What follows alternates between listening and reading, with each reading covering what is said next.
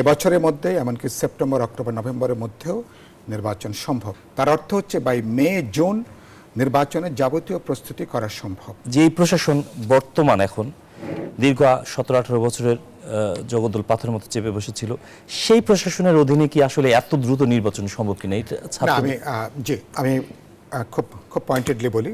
প্রথম আমি মনে করি নির্বাচন সরকারের যদি পলিটিক্যাল উইজডম থাকে, যদি রাজনৈতিক সিদ্ধান্ত থাকে, আমি মনে করি এবছরের মধ্যে এমনকি সেপ্টেম্বর অক্টোবর নভেম্বরের মধ্যেও নির্বাচন সম্ভব। কিন্তু আমরা বলেছি বাই ডিসেম্বর 2025 এই ইলেকশনটা করতে পারলে ভালো।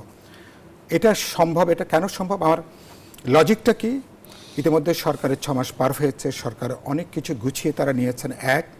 আগামী 1 থেকে 1.5 মাসের মধ্যে জাতীয় ঐক্যমত্যের কমিশন আলাপ আলোচনা করে বোঝাপড়ার জায়গাটা তারা আসতে পারবেন within March, latest within March.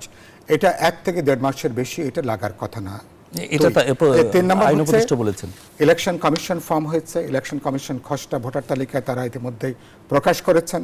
বাড়ি বাড়ি যে তারা এখন দেখছেন, এটাও 2 থেকে 3 মাসের মধ্যে, সদিচ্ছা থাকলে কোনোভাবে 3 থেকে 4 মাসের বেশি লাগার কথা না।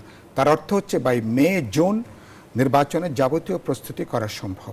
আরেকটা হলো প্রশাসনের লোক তো আপনি চাঁদের দেশ থেকে আনতে পারবেন না, তাহলে আপনাকে আমাদের এখান থেকেই তৈরি করে নিতে হবে। এখান থেকে যারা আছেন সেখান থেকে আপনি যাদের মধ্যে পেশাদারিত্ব আছে, যাদের ব্যাপারে বড় ধরনের কোনো অভিযোগটা নাই, নির্বাচন করবে মূলত 3 পক্ষ। নির্বাচন করবে প্রথমত সরকারের দায়িত্ব 1, নির্বাচন কমিশন যাদের সাংবিধানিকভাবে এটা বড় দায়িত্ব হচ্ছে রাজনৈতিক দলগুলো, finally it is the voters.